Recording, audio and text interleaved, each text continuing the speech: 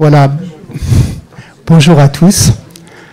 J'ai le plaisir de vous accueillir et je m'appelle d'abord Jacques Battistoni. Je suis médecin généraliste, retraité depuis pas très longtemps, mais un tout petit peu de temps quand même, ce qui m'a donné un petit peu le temps de préparer avec le comité de pilotage que vous voyez réuni tous ici, le travail sur le référentiel.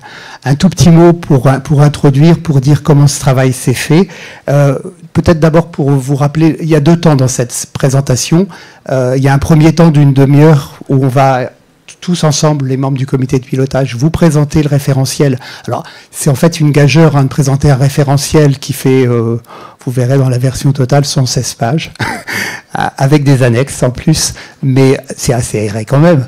C'est une gageure, mais en fait, on va souligner les points forts de ce référentiel, ce qui nous a marqué, et donc les différents membres du comité de pilotage vont vous présenter dans quelques instants, dans quelques minutes, ce référentiel. Et puis on a un deuxième temps ensuite autour de midi, voilà, de midi à 13h, avec une table ronde avec les acteurs principaux pour nous. 11h30, 12h30. C'est vrai que je me mélange dans les horaires. Je vous prie de m'en excuser. Voilà, donc une demi-heure et puis ensuite une heure pour débattre entre nous. Vous aurez du temps pour les questions aussi dans la deuxième partie. Une fois qu'on aura posé les premières questions aux intervenants, vous pourrez vous-même les questionner pour voir un petit peu quels enseignements on peut tirer de ce référentiel et comment on peut l'utiliser, parce que c'est notre objectif, l'utiliser, en faire le meilleur usage possible. Voilà pour expliquer les choses. Un tout petit retour quand même sur la démarche. On en a parlé l'année dernière. Je vous rappelais peut-être, certains d'entre vous étaient peut-être avec nous l'année dernière ici même au congrès du Collège de la médecine générale pour évoquer la notion de référentiel. On avait le pari pour nous, c'était que en un an aboutir à avoir un référentiel qui soit écrit, qui soit produit. C'était un an, c'est à la fois peu et beaucoup. Hein, au début, ça paraît long, et plus le temps passe, plus on se rapproche de l'échéance, plus effectivement c'est de plus en plus prégnant. Mais c'est aussi la nécessité d'avancer, la nécessité de produire quelque chose. Et je le ferai peut-être à plusieurs reprises, mais je remercie vraiment le comité de pilotage qui s'est constitué, qui a été véritablement le moteur qui a permis d'avancer rapidement. Le premier temps, ça a été un temps, suite au congrès de l'année dernière, de recherche bibliographique, mais aussi de demande de contribution.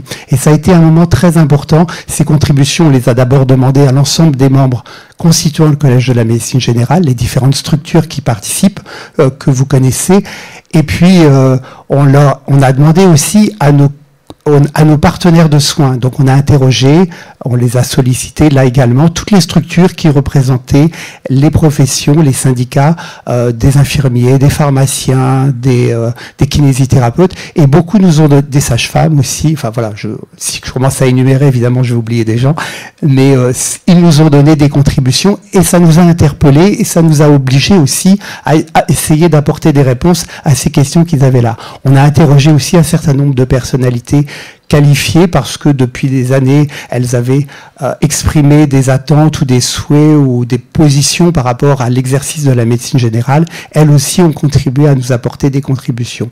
Et puis, vous le verrez, certaines contributions plus spécifiques ont été demandées quand on avait besoin d'aller plus loin. Et je pense notamment à la santé mentale, avec la contribution de Francis Abramovici, mais aussi à la santé au travail, avec la contribution de Cyril Bègue, mais aussi sur l'échographie, par exemple, parce que c'était des choses qui nous paraissaient importantes. Toutes ces choses-là, vous les retrouverez dans les annexes qui font partie, en fait, du référentiel professionnel. Alors, voilà, j'ai à peu près fini. Je vais donner la parole ensuite. Je voudrais, quand même, deux choses. Olivier me disait hier, n'oublie pas, on a été accompagné dans cette démarche. Il y a eu deux étapes principales. La première, ça a été la constitution du comité de pilotage. Le comité de pilotage, il est présent ici. Il va se présenter à vous, donc je ne le fais pas maintenant, puisqu'en fait, chacun va se présenter à son tour.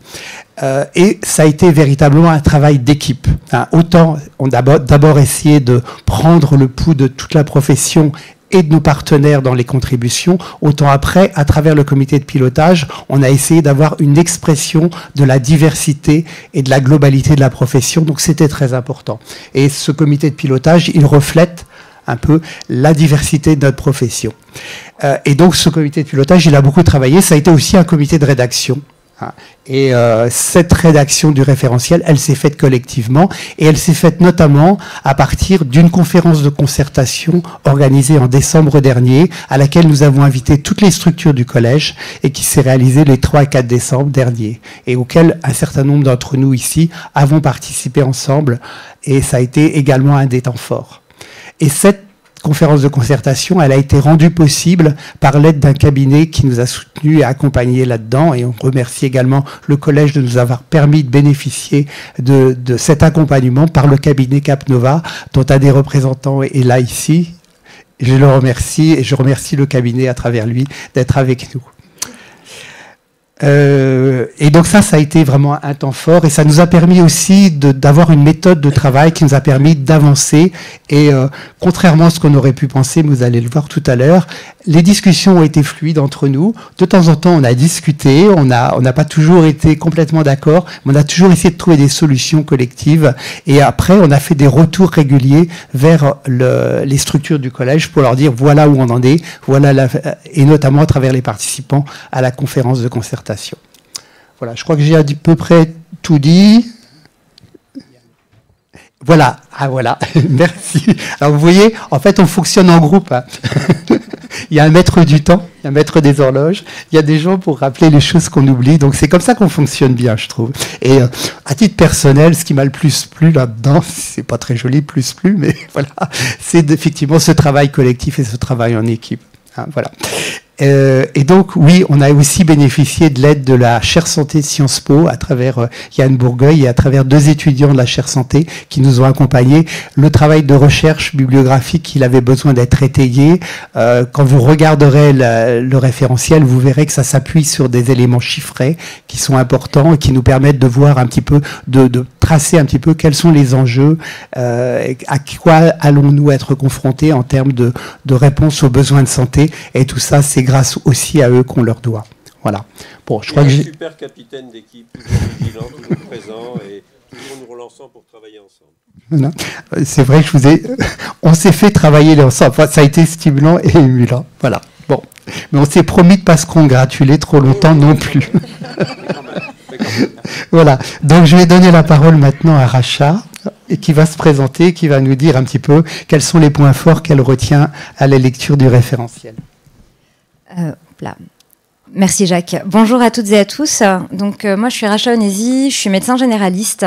J'ai exercé 4 ans dans un cabinet de groupe en milieu rural, dans ce qu'on qualifie communément de désert médical. Et depuis un petit peu plus d'1 an, j'exerce dans une maison de santé pluriprofessionnelle à Bordeaux, où l'une des particularités, c'est qu'une part importante de des patients qu'on soigne ont une espérance de vie plus courte que la moyenne de la population générale.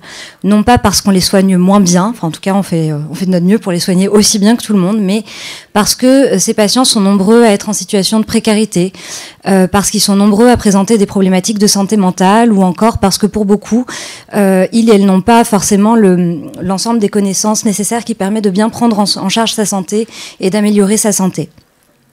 Nos internes font face chaque jour à ces inégalités sociales de santé et parce que, comme 14 000 de mes confrères et consoeurs, je suis aussi maître de stage des universités. J'ai aussi des activités d'enseignement et de recherche comme chef de clinique au département de médecine générale à l'université de Bordeaux. Et puis, je fais partie du bureau national du CNGE et c'est à ce titre que j'ai intégré le comité de pilotage d'actualisation du référentiel. J'ai choisi la médecine générale en 2014 avec l'espoir de pouvoir exercer au quotidien un métier passionnant, diversifié, stimulant, utile en fait, qui répond réellement à des besoins et dont le sens est augmenté par le fait d'exercer une forme de responsabilité sociale. Dans la période de crise, de changement qu'on traverse actuellement, ce référentiel actualisé, porté par la profession dans son ensemble et dans sa diversité, met en avant l'exigence d'excellence dans notre exercice quotidien et notre engagement. Cette excellence, elle est notamment au service de la lutte contre les inégalités sociales de santé, dont nous sommes un acteur incontournable en tant que médecin généraliste, notamment par l'accueil inconditionnel qu'on propose à l'ensemble de la population, à tous ses âges, pour tous les motifs et de façon accessible. Cet enjeu d'accessibilité, il renvoie aussi à la nécessité de répondre aux besoins de santé partout dans les territoires. Les médecins généralistes sont pleinement conscients du rôle qu'ils ont à assurer dans la réponse à ces besoins. Mais cette réponse, elle ne peut se concevoir autrement que construite collectivement, non seulement par et avec les médecins généralistes, mais aussi par et avec les autres professionnels de santé, notamment de soins primaires, mais aussi avec les institutions et responsables politiques et la population. Cet engagement a guidé mes choix professionnels. Et à travers la conférence de concertation, le recueil des différentes contributions et tout simplement mes échanges avec l'ensemble des collègues présents ici et dans mon activité quotidienne, je perçois à quel point cet engagement n'est pas seulement le mien, il est celui de l'ensemble de la profession. Le mettre en avant dans ce référentiel en fait un objet qui le rend porteur de sens pour notre exercice au quotidien. Merci beaucoup. Merci Racha. À toi Olivier. Bonjour tout le monde. Bonjour à toutes et à tous. Donc moi je me présente, je m'appelle Olivier Cadiou, je suis médecin généraliste comme vous, remplaçant, et j'exerce ce fabuleux métier depuis pas si longtemps que certains, ça fait à peu près 4 ans maintenant, dans la région Lorraine, du côté de Nancy. Si j'ai rejoint le COPIL, c'est parce que je représente aussi les jeunes généralistes en ma qualité de secrétaire général de Réagir. Pour ceux qui ne connaissent pas, c'est le syndicat qui représente les médecins installés depuis moins de 5 ans et les remplaçants en médecine générale. Dans mon quotidien, dans mon exercice, moi ce qui me choque, c'est vraiment les difficultés d'accès aux soins, et j'essaye d'agir sur cette problématique-là en permettant une continuité des soins des patients de mon territoire, tout en aidant mes collègues, consoeurs, confrères du territoire à prendre un peu de repos, à se former, comme vous qui êtes ici, et également malheureusement pour certains quand ils sont pas en capacité, quand ils sont malades, à assurer une continuité pour leurs patients. Concernant ce nouveau référentiel auquel j'ai eu le plaisir de participer, moi, il y a 2 points marquants que je voulais partager avec vous aujourd'hui.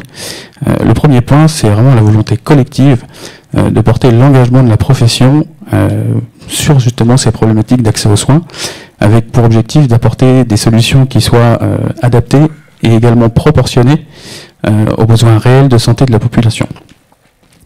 En ce sens, il nous a paru essentiel de mettre en avant tout ce qui est la coopération interprofessionnelle, et en particulier avec nos partenaires de soins du quotidien, que sont les assistants médicaux, les infirmiers en pratique avancée, et également les infirmiers azalés. Ce premier niveau de coordination apporte à nos patients des services de soins primaires qui répondent et répondre à la plupart des besoins de santé de la population du quotidien. Le second point que je voulais aborder, c'est l'ambition que nous avons eue commune à travers le travail de redonner du sens et l'envie simplement du métier de médecin généraliste. Nous vivons dans une période pleine de crises qui s'enchaînent, qui se succèdent, et nous avons vécu au cours des dernières décennies pas mal de mutations dans notre profession. Dans ce contexte, il nous paraissait important, surtout pour la jeune génération, de leur apporter une vision globale, de leur apporter un cadre, des repères, pour qu'ils puissent vraiment visualiser les valeurs, le rôle, les fonctions de la médecine générale dans le système de santé d'aujourd'hui. Moi qui suis, je le crois, encore un peu de cette nouvelle génération, je crois que l'objectif est vraiment réussi, et j'ai hâte maintenant que vous, mes chers collègues, jeunes et moins jeunes, vous puissiez vous emparer de ce nouveau référentiel.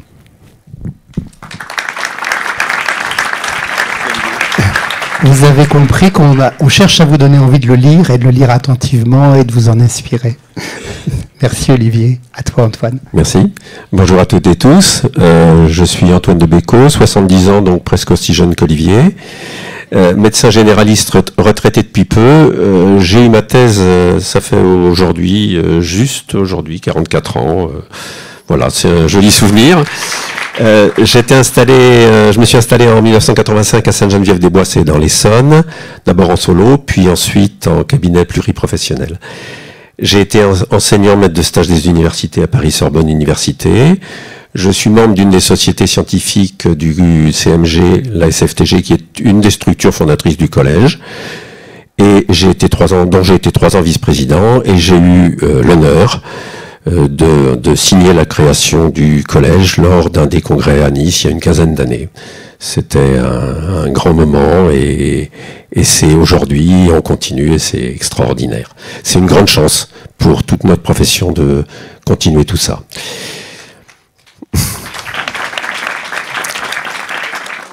J'ai eu la chance de pouvoir participer à la formation initiale et continue, à des actions de recherche en soins primaires, à des réflexions et des élaborations, d'une part avec la SFTG et avec mon collège. Et mon collège, c'est mon CNP, c'est mon Conseil national professionnel. La médecine générale, j'ai pu le constater pendant cette, allez, on va dire longue carrière, c'est largement transformé. Pour autant, la relation et l'accompagnement des patients restent au cœur des préoccupations à travers le parcours de soins, dont je suis persuadé, la porte d'entrée doit se faire le plus souvent par les soins primaires. C'est à cela que nous avons réfléchi à plusieurs, en nous appuyant sur de nombreuses et pertinentes contributions, pour écrire ensemble ce référentiel pour demain. C'est un travail construit, appuyé sur des valeurs humanistes, mais aussi des valeurs professionnelles. Elles sont imbriquées. C'est ouvert, c'est organisé, c'est plein de propositions intelligentes. Ça propose de mettre le patient au centre pour répondre avec justesse aux besoins de santé, additionner et être en interface avec les autres professionnels de santé, être en coopération avec les pouvoirs publics, lutter de manière plus impliquée contre les inégalités sociales de santé, considérer et prendre en compte les questions écologiques, ne pas s'opposer mais inclure les nouvelles technologies et inclure aussi dans nos préoccupations les questions de formation et de recherche. À n'en pas douter pour moi et pour nous tous dans ce qu'on a fait ensemble, il faut mettre les soins primaires au cœur du système de santé. Pour moi, ça a été un vrai bonheur de participer à cette écriture et je peux le dire sans aucune hésitation, la relève est brillante et impliquée.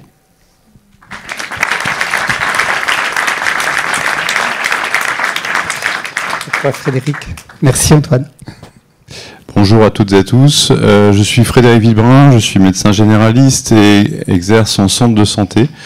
Alors, j'ai la chance, comme beaucoup d'entre vous, d'être médecin généraliste, il faut le dire, puisque on en prend pas toujours vraiment conscience. Les choix se font et moi j'ai fait le choix effectivement d'être médecin généraliste sans savoir que j'avais une deuxième passion qui était la santé publique. Et j'ai la chance, comme médecin généraliste en centre de santé et en tant que directeur de la santé d'une ville de la région parisienne, de pouvoir allier ces deux passions, à la fois la médecine générale de soins et également la santé populationnelle. Alors moi j'étais très honoré et j'ai eu beaucoup de plaisir à participer à cette aventure du référentiel médecin généraliste. On avait eu des essais il y a quelques temps et puis ça, cette fois-ci ça a été la bonne et donc réellement voilà, c'est un référentiel qui va compter. On a actuellement enfin, j'ai deux points sur lesquels je souhaitais particulièrement mettre l'accent. C'est à la fois la coordination et la prévention. C'est deux notions qui finalement sont un peu des mots valises qu'on entend tout le temps, mais finalement quand on y prend, qu'on s'y attache et qu'on détaille comme on l'a fait dans le référentiel, on peut donner une vraie dimension à ces deux mots, à ces deux finalement fondements de notre travail. Moi, je travaille en centre de santé, donc on l'a dit, des secrétaires d'accueil, des secrétaires médicales, des assistantes médicales, des infirmières en pratique avancée, des infirmières, beaucoup de métiers. Et ces métiers, c'est une équipe qu'on a fait. Le référentiel, c'est une équipe, mais c'est aussi l'équipe au quotidien. Et c'est cette équipe au quotidien qui nous permet d'aller vers la prévention aussi au quotidien. La prévention, prenons la personne encore un petit peu classique du patient vivant avec un diabète. Le diabète, c'est la prévention primaire, c'est-à-dire on essaie de ne pas entrer dans le diabète. La prévention secondaire, on dépiste au quotidien dans le cabinet. Prévention tertiaire, on essaie d'éviter la maladie rénale chronique, par exemple. Quaternaire, on évite les hypoglycémies. On est en permanence dans cette prévention et la prévention, on ne peut pas la faire tout seul, donc on a besoin de tous les acteurs. Ça peut être en centre de santé, en maison de santé, dans tous les exercices, mais également avec les extérieurs. On parle des communautés professionnelles territoriales de santé, des dispositifs d'appui aux coordinations et également les hôpitaux. Mais tout ça, c'est nécessaire de le dire, de l'écrire, et c'est grâce à ce référentiel que vous pourrez vraiment savoir ce que les médecins généralistes font actuellement. Voilà, pour terminer, j'étais un peu long. Voilà, ce référentiel, c'est à la fois se sentir bien en tant que médecin généraliste, se sentir à sa place pour soi-même, pour la population et pour la société dans son ensemble. Donc c'est nécessaire et lisez-le.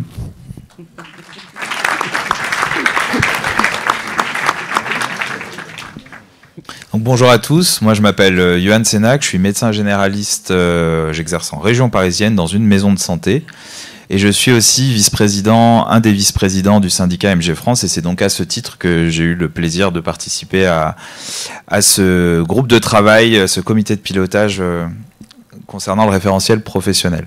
Donc là je vais vous partager trois points qu'on a développés dans le référentiel et qui me semblent très importants. Le premier, et Antoine l'a déjà esquissé, c'est la question de la relation de soins. On en a fait un enjeu. La relation de soins, parce que elle est en elle-même vectrice de valeurs humanistes, tu l'as rappelé Antoine, mais qu'elle est aussi un moyen thérapeutique extrêmement puissant. Et ça, en tant que soignant, on le mesure tous au quotidien.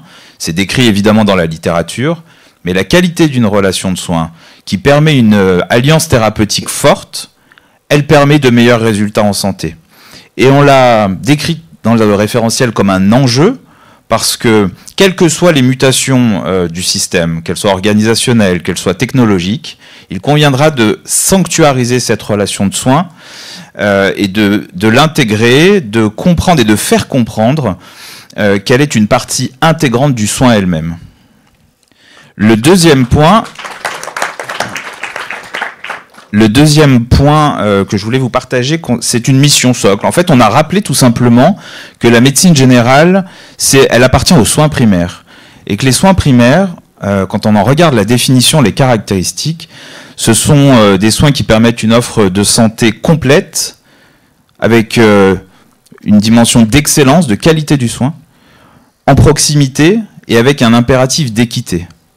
Et donc nous, en tant que profession appartenant aux soins primaires, ces valeurs, ces caractéristiques, elles nous définissent et elles font partie de notre identité professionnelle. Le troisième et dernier point que je voulais vous partager, et j'espère que ça vous donne en même temps envie d'aller découvrir le référentiel, ça concerne la santé mentale. La santé mentale, je pense qu'ici, tous les soignants qui sont dans la salle, tous les médecins qui êtes dans la salle, vous savez que les besoins augmentent, et ça on l'a sous nos yeux au quotidien dans nos cabinets. On sait aussi qu'on joue un rôle extrêmement important concernant ces questions-là. Un rôle qui est mal connu, qui est parfois un impensé lorsqu'on imagine des politiques publiques sur la question de la santé mentale.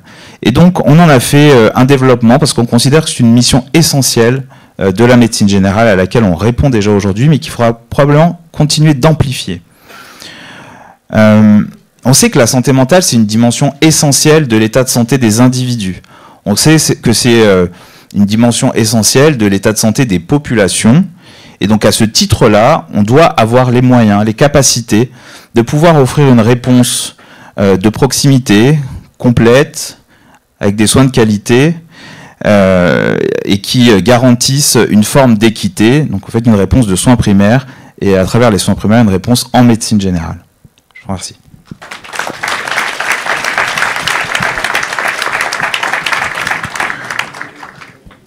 Bonjour à tous. Je vais peut-être prendre votre micro. Ouais, je vous laisse. Ça devient court. Ouais. On fait le tour. On est un peu nombreux, donc voilà. On a bien travaillé. Donc, je suis Frédéric Chevalier. Donc, je suis également médecin généraliste en maison de santé pluridisciplinaire en banlieue nord de Paris. Je suis maître de stage. Je participe à la permanence de soins. Je gère aussi une maison médicale de garde à Argenteuil. Je suis également vice-président de la SFMG. C'est pour ça que j'étais dans le groupe du COPIL. Je suis enseignant-chercheur au département de médecine générale de Bobigny. Toutes ces implications me portent et chacun de nous est impliqué à divers niveaux, pas que dans le soin, et ça a un rôle pour le bénéfice de la population. C'est que toutes ces implications infusent le système de soins au-delà de notre rôle de soignant direct avec le patient. Ce référentiel est l'occasion de faire un état des lieux et d'avoir une vision prospective de notre profession. La société change et le métier de médecin généraliste évolue. Dans ce contexte de tension d'accès aux soins, il semble nécessaire de décrire cette diversité de la profession.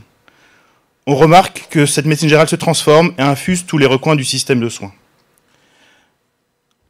La médecine générale est par ailleurs dans une démarche d'amélioration continue des collaborations avec les autres acteurs du système de soins.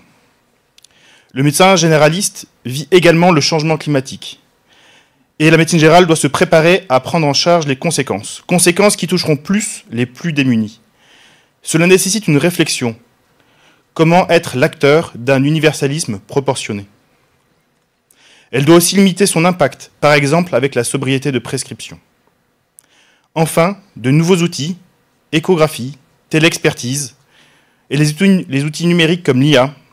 Ces outils sont parfois perçus comme un risque, mais moi j'y vois surtout une opportunité. Celle de participer à la création de ces outils pour améliorer la prise en soin et gérer des patients de plus en plus complexes avec des données qui se renouvellent de toujours plus vite. Ces outils doivent être en support et nous permettre, comme nous le soulignait Bernard Tellier à la plénière d'ouverture, de nous recentrer sur le lien humain.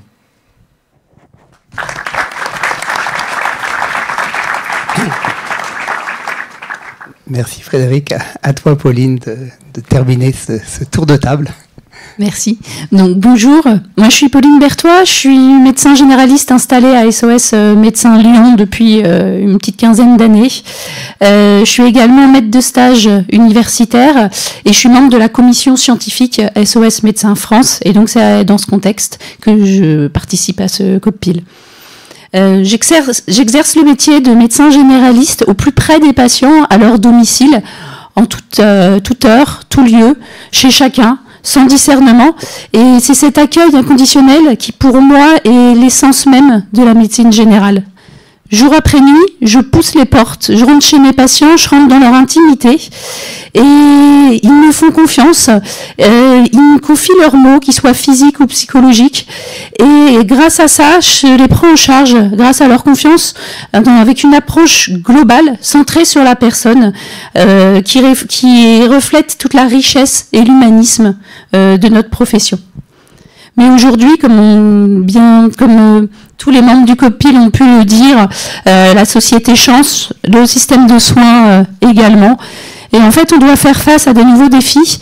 Et c'est ensemble, les médecins généralistes, que nous nous regroupons et que nous nous organisons pour prendre en charge, prendre en soin les besoins de santé de la population.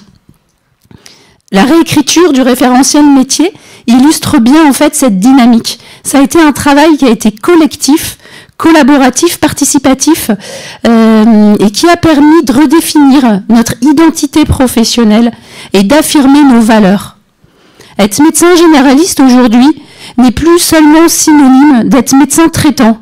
Il y a plein d'autres modes d'exercice, et ces modes d'exercice, ils vont être qualifiés d'offres de médecine générale à partir du moment où, un, ils respectent les valeurs communes de notre profession, et de deux, que l'offre soit adaptée aux besoins de santé de la population.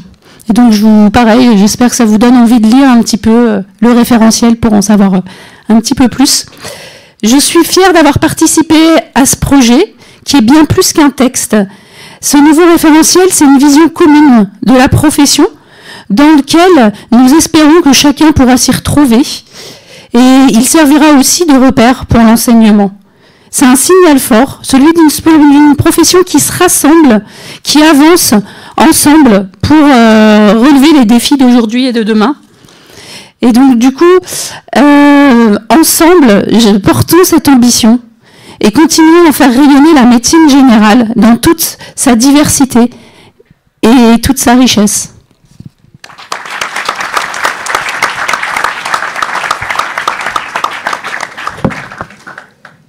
Voilà, c'est presque une conclusion et en même temps on n'est pas arrivé au terme évidemment de cette séquence et de cette voilà.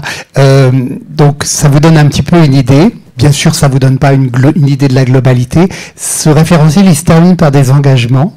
Hein, vous allez les voir. Donc on a écrit des engagements entre nous, des engagements qu'on a évidemment partagés avec les participants à la conférence de concertation, qui résument d'une certaine façon ce que nous pouvons faire, ce que nous pouvons proposer en tant que profession par rapport au système de santé, par rapport aux besoins surtout de santé de la population.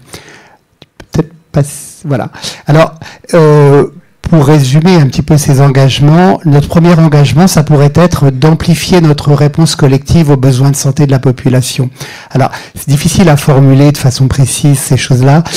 Concrètement, ça veut dire quoi? Ça veut dire agir ensemble pour l'accès aux soins, pour l'accès d'abord aux soins de tous à un médecin généraliste dans un délai adapté, ce qui veut dire que on n'est pas forcément toujours présent dans nos cabinets, mais on s'arrange entre nous pour qu'il y ait une solution qui soit disponible pour les patients dans des délais compatibles avec leur état de santé. Ça fait évidemment allusion au service d'accès aux soins, voire au dispositif de continuité et de permanence des soins, mais aussi poursuivre collectivement nos missions de continuité. Oui, je viens de le dire. Voilà.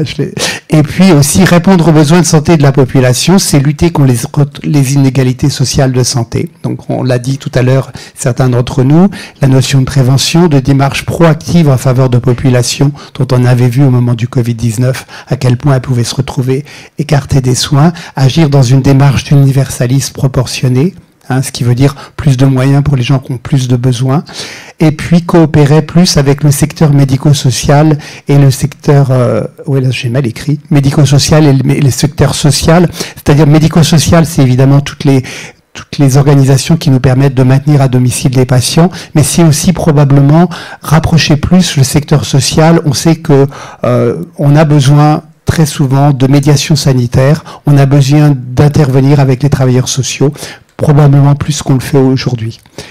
Et puis également lutter contre les inégalités territoriales de santé dont on parle évidemment aujourd'hui tous les jours, avec notamment les discussions parlementaires, avec une politique territorialisée d'accès aux soins. C'est au niveau des territoires qu'on peut effectivement organiser les soins.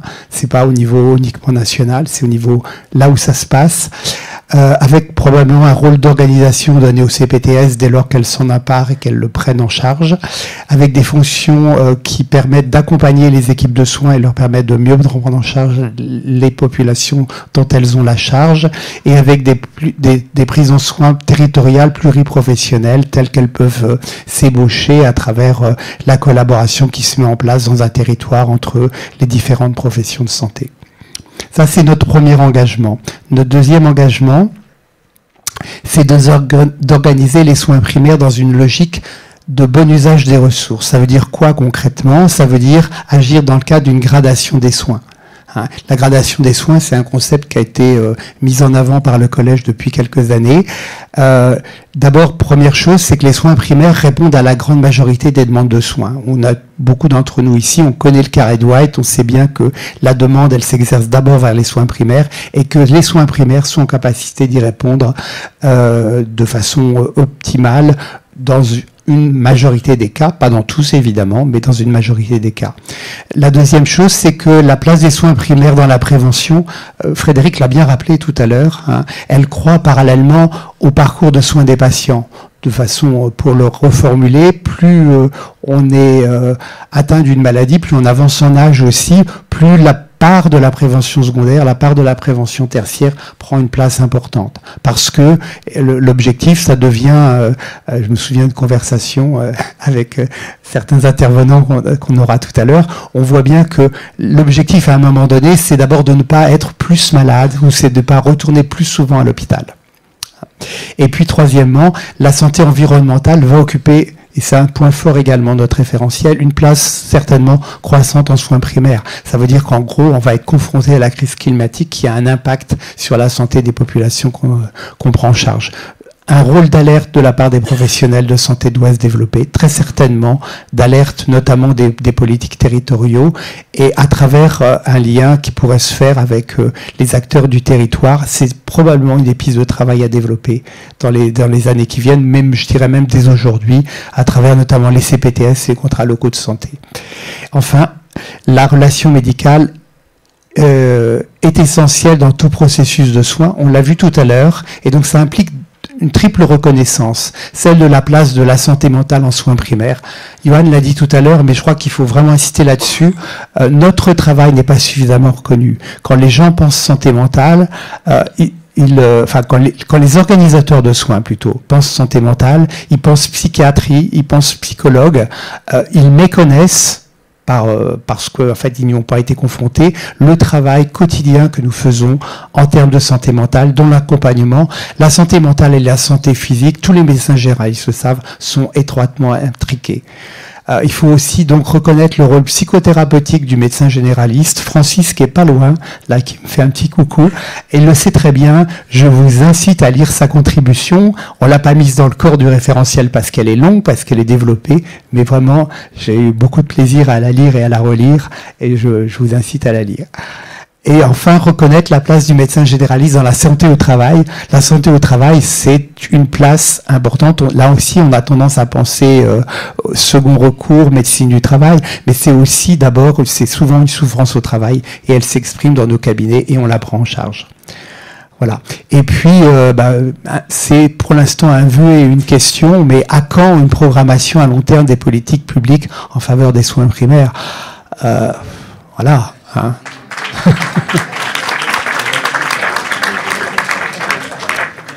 De toute évidence, on est dans le court-termisme depuis des années en ce moment. Et voilà.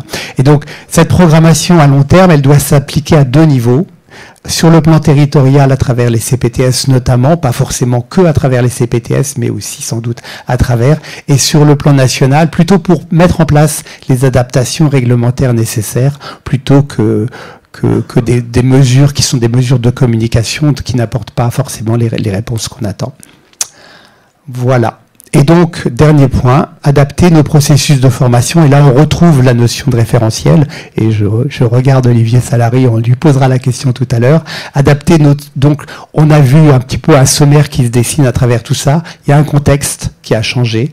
Il y a des enjeux et des défis pour nous. Et puis, il y a des solutions qu'on peut apporter à travers nos missions et nos compétences. Mais ça implique aussi, à un moment donné, d'adapter nos processus de formation. Donc, former les médecins généralistes aux nouvelles compétences attendues en santé publique et en santé environnementale. On vient d'en parler. Et ça, je crois que c'est novateur. En coopération interprofessionnelle, on doit apprendre à travailler ensemble. On a beaucoup discuté de ça entre nous, en conférence de concertation, au sein du comité de pilotage, mais on n'a pas fini d'en discuter. En relation de soins, on a parlé de cette importance, avec notamment la notion de patient enseignant et de patient expert. C'est aussi une des nouveautés de ces 15 dernières années, si on se replace par rapport au référentiel antérieur. En matière de diagnostic et de traitement, Frédéric tout à l'heure a souligné l'importance des nouvelles technologies. On doit faire avec et faire profiter même de ces nouvelles technologies pour mieux soigner et aller plus loin aussi. Le rôle des soins primaires, en fait, doit probablement aller sur des territoires sur lesquels il n'est pas encore. Et enfin, et c'est pas le moindre des choses, être des moteurs de la santé publique de leur territoire, c'est-à-dire participer à la rédaction des projets de santé. Voilà. J'ai dessiné à travers ça le sommaire, en fait, un peu le programme de ce que vous pourrez lire dans le référentiel. Et bien, si on est dans les temps, on a même tout petit peu débordé. On est bon. On va pouvoir passer à la table ronde. Je voudrais remercier une nouvelle fois tous les participants au COPIL qui vont... Voilà. Et puis, on va parler maintenant avec les invités de notre table ronde. On va croiser un petit peu les regards sur ce référentiel. Donc, j'invite à cette participation les différents membres. Je pense que tu peux les faire apparaître. Voilà.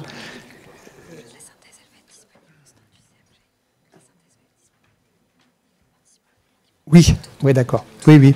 Oui, Racha me rappelle que tous les documents seront disponibles à l'issue de la séquence sur le site, bien sûr. Et vous pourrez, alors il y a deux choses. Vous pouvez aller dans le stand du CMG pour avoir ce que vous montre Olivier, qui est en fait la synthèse. Et le document complet, il va être imprimé à la demande, mais vous pouvez l'avoir déjà en ligne. Vous l'aurez en ligne dès la fin de cette table ronde. Donc j'accueille ici, par ordre d'apparition, Nicolas Revel, directeur général de la PHP.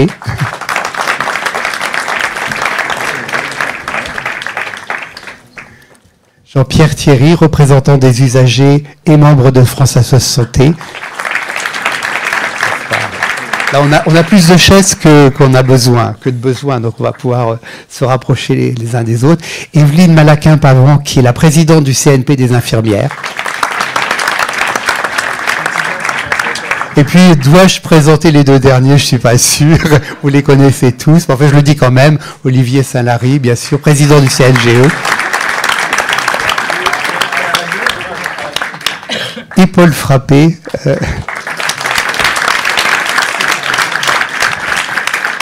Qu'on ne présente plus. Donc, pour entamer un petit peu cette discussion, alors on va... en fait, si vous regardez bien, voyez apparaître les noms et vous dites tiens, ils se sont trompés. D'abord, on n'avait pas affiché, on a cherché, on a eu besoin de prendre un petit peu de temps pour trouver un représentant de France Santé, donc ce qui fait que Jean-Pierre Thierry n'était pas affiché dans le programme, il est avec nous, mais c'était fondamental pour nous d'avoir un représentant des usagers et des patients. Et puis Nicolas Sen, on a essayé de l'inviter. En fait, c'est un médecin suisse, professeur de médecine générale à l'université de Lausanne. Il aurait bien aimé être avec nous. On le connaît bien, quelques-uns d'entre nous. On a échangé à plusieurs reprises. Mais en fait, il était à Zurich hier soir. C'était difficile pour lui d'être à Paris aujourd'hui. On a essayé d'avoir une visio. C'était compliqué. C'était pas possible. Par contre, on a pu l'interviewer. Ça va lancer le débat, vous allez voir. Parce qu'en fait, on a 2 petites vidéos. Il va se présenter comme vous allez vous présenter peut-être un petit peu. Mais aussi, il va nous dire comment il répond aux questions qu'on lui a posées. La première question qu'on lui a posée, c'est comment concilier un peu la nécessité d'affirmer notre profession dans un contexte où en même temps il faut construire ensemble le système de santé. Et donc c'est une forme de contradiction à laquelle on lui a demandé de répondre. Et puis aussi comment le référentiel prend sa place dans ce travail un peu de construction des différentes professions les unes avec les autres. Voilà, donc on va lancer la présentation. Bonjour, je m'appelle Nicolas Sen, je viens de Lausanne, je dirige le département de médecine de famille à Unisanté. Je suis également professeur à la faculté de biologie et de médecine de l'université de Lausanne. Je regrette de ne pas pouvoir être avec vous aujourd'hui lors de ces débats. Néanmoins, les sujets qui seront abordés seront certainement passionnants. Bonjour, je m'appelle Nicolas. Alors la question de la perte du sens du métier de médecine générale, je pense qu'il est largement partagé également en Suisse, de ce qu'on peut entendre. Et je dirais que plus largement, il est aussi le fait d'autres professionnels de santé, plutôt de nature généraliste, plutôt articulés autour de ce qu'on appelle le care, c'est-à-dire le soin, qui amène quelque chose de différent dans les soins, de suivi longitudinal des patients, de fait de beaucoup de proximité avec les personnes en termes de soins, et finalement qui se pose un peu en porte-à-faux avec un contexte sanitaire qui est très technologique, qui est très spécialisé, qui est très tourné sur l'hôpital. Donc on a un peu affaire à une crise de sens qui finalement reflète l'anachronisme un peu de la défense d'une médecine de générale qui défend d'autres valeurs. Maintenant, comment est-ce qu'on associe ça à répondre à des besoins plus de la population en termes de santé? Est-ce que c'est un défi supplémentaire d'avoir cette crise du sens? Je pense au contraire que c'est une opportunité fantastique de profiter de cette opportunité en fait de se re-questionner par rapport au rôle du médecin généraliste pour voir comment on peut mieux adresser la question des besoins de santé de la population. De là en fait de repenser quelle place la médecine générale a dans le système de santé, comment est-ce qu'on peut penser des systèmes de santé différemment. Et là, je pense qu'il y a vraiment une grande opportunité en fait d'utiliser en quelque sorte cette crise du sens pour penser un système de santé différent. Voilà. En fait, Nicolas Sen répondait à une question qu'on lui posait. On lui demandait, on s'était dit, c'est quand même aussi intéressant de s'intéresser à ce qui se passe autour de nous. L'année prochaine, il y aura le congrès de la WONCA, ce sera un congrès européen. Et donc, c'était intéressant aussi de voir si on avait les mêmes problèmes dans les autres pays. Et en fait, il nous dit un petit peu oui, et en même temps c'est une opportunité. Donc la question que je lui avais dit, c'est est-ce que c'est pareil dans les autres pays et quel enseignement on peut en tirer et on peut proposer. Donc c'est un petit peu, je vais m'adresser d'abord à Paul, puisque voilà, c'est lui qui nous invite, c'est grâce à Paul aussi qu'on a pu mener ce travail. Et donc, un petit peu en réaction un peu à ce que tu viens d'entendre, à ce que tu viens de dire, qu'est-ce que tu peux avoir envie de dire par rapport à ça? D'abord, merci aussi de nous avoir permis de produire ce référentiel dans ce temps, de nous avoir donné les moyens au fur et à mesure de le faire. Et quels premiers enseignements tu peux en tirer? Est-ce que cette crise de sens, elle est partagée, comme le dit Nicolas Sen? Est-ce qu'elle est partagée par nos collègues? Et comment on peut trouver notre place dans le système de santé à travers, d'une certaine façon, une affirmation positive aussi de ce qu'on peut faire. Et c'était l'objectif qu'on avait. C'était pas se plaindre, parce qu'on en a marre de se plaindre. C'est pas possible, c'est pas comme ça qu'on fait avancer les choses. Mais en disant voilà qui nous sommes, voilà ce que nous voulons, et voilà comment on peut s'inscrire dans un système qui doit évoluer parce qu'il y a des défis face à lui. Oui, merci Jacques, bonjour à tous, et peut-être avant une petite précision, c'est pas Paul Frappé qui tire les ficelles, c'est au contraire justement une grande satisfaction, vraiment, ça a été dit, mais je veux le répéter, que ce référentiel est réellement collégial. Je peux en témoigner dans le suivi vraiment de tout le travail énorme qui a été abattu, l'investissement de chacun. On a vu un petit peu les regards qui se sont croisés dans le petit tour de table qui a eu lieu juste avant. Il y a un vrai travail derrière à tout mettre en commun. C'est pas juste chacun qui est venu lister ses desiderata et puis à la fin on imprime ça.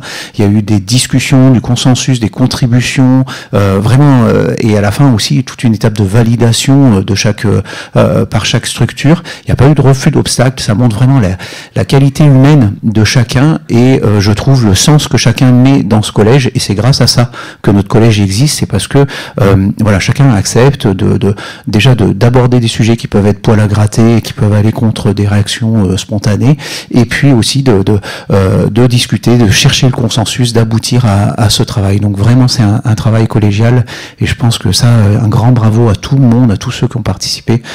C'est de l'or en barre ce référentiel de ce point de vue-là. Il répond clairement à un besoin, et effectivement le besoin il peut se résumer avec cette question de la quête de sens, de la crise de sens. Tous les métiers de la vie aujourd'hui, on a le sentiment qu'il y a une quête de sens, voilà, les métiers de l'enseignement et le métier de médecin, et effectivement on est interpellé par l'évolution de la société, par l'évolution des technologies, voilà, et on est interpellé dans toutes les dimensions du collège, dans tout ce que les activités du collège, on le perçoit depuis longtemps, soit dans les dimensions professionnelles, quand il s'agit de faire évoluer les rémunérations, qu'est-ce qu'elles doivent rémunérer, qu'est-ce qu'elles doivent valoriser comme mission, comme valeur socle de la médecine générale et qui ont du sens pour la société, quels engagements aussi elles doivent promouvoir, permettre de faire bouger les pratiques, dans la formation initiale, dans la formation continue, autour de quoi ça doit se greffer. Il y a des nouvelles technologies qui arrivent, comment on l'intègre dans les formations, les enseignants qui vont faire dans ces formations, quel profil est-ce qu'ils doivent avoir, vu qu'on voit que les profils, les métiers évoluent. Voilà, beaucoup de questions dans la formation continue, on peut rattacher les mêmes questions. Au niveau de la science aussi, on a une recherche qui se développe encore et encore en soins primaires, en médecine générale.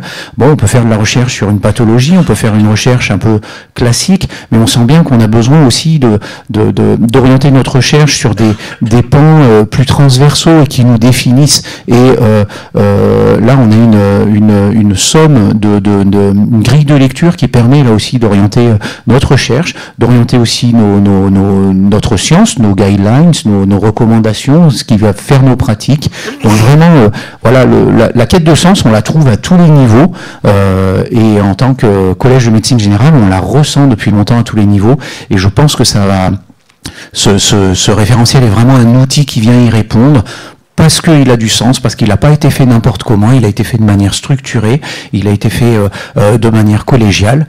Et pour terminer, je crois que voilà, ce référentiel, il n'est pas fait pour se recroqueviller, pour de l'entre-soi. Hein, la médecine générale n'est pas nombriliste, elle a besoin de se définir pour au contraire s'ouvrir aux autres, pour être un outil de dialogue entre nous déjà, entre chacun avec ses perspectives, justement, ses engagements dans la formation, dans la recherche, dans les syndicats, la profession à tous les niveaux, un outil de dialogue avec les autres spécialités, avec les institutions politiques, avec les autres professions, et puis aussi entre nous à l'international. On a des confrères voilà, de tous les pays qui ont besoin de venir dialoguer avec nous et pouvoir dire, bah voilà, notre médecine générale, notre offre de médecine générale, voilà comment on la définit et comment sur quoi on l'engage, sur quoi on la fonde comme valeur, sur quoi on l'engage comme aspiration à évoluer. C'est un vrai outil de dialogue et c'est précieux à tout point de vue, et je pense que là-dessus,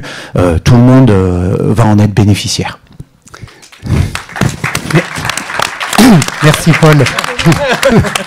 Ça me permet de faire, ça fait une excellente transition avec la deuxième intervention que je vais demander. Mais en fait, on s'est posé la question, et je dialogue avec toi en même temps, à qui s'adresse le référentiel? D'ailleurs, vous verrez, il y a un petit chapitre, ça s'appelle à qui s'adresse le référentiel. Évidemment, ça s'adresse à la profession elle-même. Enfin, c'est d'abord pour cela qu'on l'a fait. Les autres référentiels s'adressaient à la profession.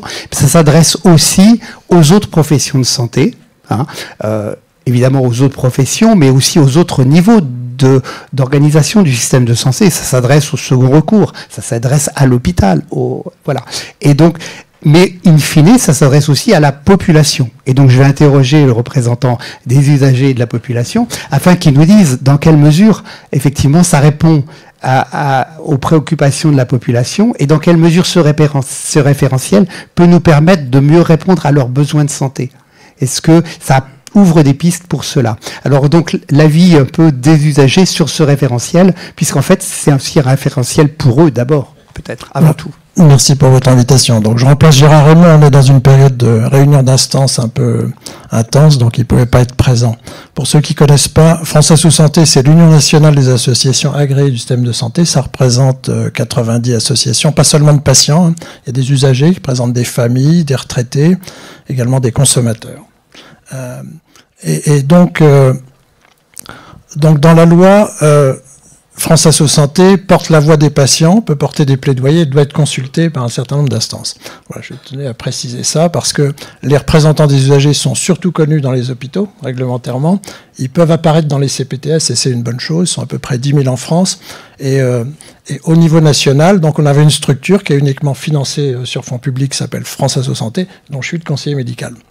Alors, d'abord, il y a un mot que Gérard Raymond aurait utilisé très facilement, c'est humanisme, et j'ai vu qu'il est dans ce qu'on appelle la baseline de la WONCA. Donc pour moi aussi, ça me parle en termes de la portée de santé publique que vous portez. Ça vient à la deuxième partie de mon intervention sur l'intérêt de ce référentiel. Pour moi, j'y ai vu deux éléments, la mission et la vision. Et Jacques m'a bien expliqué qu'on n'est pas là pour discuter de mesures qui sont normalement négociées par les syndicats. Alors l'importance de la mission et de la vision, ça produit dans les organisations, dans les entreprises et pour des grands projets, un cadre de référentiel stratégique dont l'importance ne doit pas être minimisée. Donc parce que, en fin de compte, ça donne pas seulement un cap, mais ça donne des orientations fortes sur ce qu'on devrait faire. Alors effectivement, ça doit être consolidé avec d'autres cadres de référentiel, puisque là, vous portez celui de la médecine générale, c'est-à-dire des soins primaires qu'effectivement, depuis au moins une quarantaine d'années, on reconnaît comme essentiels face à la transition démographique et épidémiologique. Même si la France n'a pas obligatoirement complètement transposé cet impératif stratégique dans les faits. Voilà, on peut le dire. Donc, alors moi, je vais terminer très vite, mais j'avais pour ami Frank Davidson, qui dirigeait le département des grands projets d'une grande université américaine, et c'est à lui que la France et l'Angleterre ont confié les travaux préparatoires de relance du projet de tunnel sous la Manche. Et donc, il a fait d'un livre en 2 tomes, qui s'appelle « Construire le monde futur », où donc c'est un compendium, en fin de compte, de référentiels tels que le vôtre. Et il a dit que tous les grands projets ont été fondé sur des bases solides où on va trouver la mission, la vision, les valeurs culturelles, ce qu'on veut faire, comment on veut le faire. Évidemment, on n'est pas au niveau opérationnel de détail, mais c'est un socle indispensable. Donc évidemment, avec France Asso Santé, on suivra avec intérêt, puisque dans la deuxième partie, je vais vous dire pourquoi la crise ou les crises qui sont accumulées dans un certain nombre de secteurs, ce qui est un peu unique aujourd'hui, pousse les acteurs au court-termisme, y compris les représentants des associations de patients, pour des bonnes raisons. Hein. Mais que la réponse ne sera pas de court terme, elle sera très certainement dans des réformes structurelles. Et si on porte des réformes structurelles, votre cadre de référentiel stratégique peut être un socle vraiment important. J'espère simplement que les ministres, alors je les mets au pluriel parce que comme dit quelqu'un, en 2 ans on en a 8, en tout cas que les pouvoirs publics et les acteurs, y compris les acteurs locaux, que vous avez vraiment raison de mettre en avant, arrive à définir une stratégie pour le système de santé français. Je ne suis pas sûr qu'on est encore à ce stade aujourd'hui, mais j'espère que ça viendra très vite. Sinon, les dysfonctionnements risquent de devenir vraiment encore plus préoccupants qu'aujourd'hui. Merci. Merci beaucoup. Je vais donner la parole à Evelyne Malaquin-Pavant, donc pour le CNP des infirmières, et puis avec des questions assez évidentes. Enfin, est-ce que ça vous parle? Je sais bien qu'on a tous en tête que les infirmières portent en elles la même réflexion, les infirmières et les infirmiers, on va dire les infirmières d'abord, portent en elles la même réflexion sur un référentiel professionnel pour les infirmières. C'est Paul qui m'a donné l'idée d'appeler, et je le remercie sur ce point particulier. On a déjà échangé à plusieurs reprises entre nous sur comment on pouvait faire. On a des pistes de travail, enfin voilà. Comment ça vous parle? Qu'est-ce que vous en pensez? Comment on peut travailler mieux ensemble? La coopération interprofessionnelle, elle a été vraiment au cœur de nos discussions à tous les niveaux, dans la conférence de concertation, dans le travail du comité de pilotage. Merci de cette invitation. Et avant d'aller un peu plus loin, je veux vraiment saluer ce travail de proximité que nous avons réussi à initier avec nos CNP respectifs. Parce que je pense réellement, et là Paul, je parle aussi sous ton contrôle, que cette entité que représentent les conseils nationaux professionnels, qui pour les paramédicaux ont été possibles de mettre en œuvre que depuis 2019, mais que cette entité-là, elle est une pièce de puzzle en fait supplémentaire qui nous permet de travailler ensemble sur... enfin, je dirais de manière un peu dépassionnée ou déconventionnée ou en dehors des contraintes économiques ou des irritants, de regarder ce qui nous rassemble en termes de services rendus et comment chacun d'entre nous, on arrive à être complémentaires, à faire évoluer nos activités et nos compétences au service de la population. Ça, c'est l'une des premières choses sur lesquelles je voudrais insister. Et vraiment, merci pour cela. Et c'est pas que des mots. Mais vous l'aurez compris aussi, comme vous l'avez si bien rendu visible, il convient de plus en plus de rendre visibles nos activités et la manière surtout dont on conçoit ces dernières. Pas simplement pour parler d'actes, mais bien de parler de la manière dont ça va se décliner. La profession infirmière, elle a des piliers, 4 piliers. Ce sont toujours les mêmes au niveau international, toujours la même chose. Et c'est sur ces 4 piliers-là qu'on est formé et qu'on va travailler. Ça ne veut pas dire que les autres n'ont pas les mêmes, hein, entendons bien mon discours, mais ça colore tout ce qu'on a pu faire et ce que j'ai pu entendre et pourquoi je vais réagir aussi sur votre référentiel. Ces 4 piliers, c'est dans ce sens-là et pas dans un autre. C'est la personne, la santé, l'environnement et le soin. Ce qui veut dire que là, on pose effectivement la santé et l'environnement avant, bien évidemment, la maladie et tout ce qui va construire le soin, que ce soit un soin dans le domaine primaire, que ce soit dans tous les types de soins.